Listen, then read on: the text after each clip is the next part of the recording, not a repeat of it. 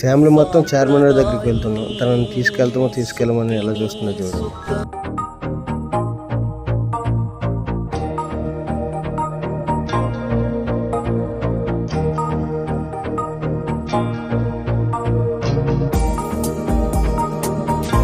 చాలా కష్టపడి పైకి ఎక్కాం, కానీ ఎక్కేకే తెలిసింది ఎందుకు ఎక్కారా బాబు. అయినేం లేదు, డొల్లా జస్ట్ సిటీ వ్యూ చూడడానికి తప్ప ఇంకేం లేదు. చూసినప్పుడు కూడా ఇంత ఆనందం కలగలేదురా. పైనుంచి చూడడానికి సిటీ మొత్తం చాలా బాగా కనిపించింది.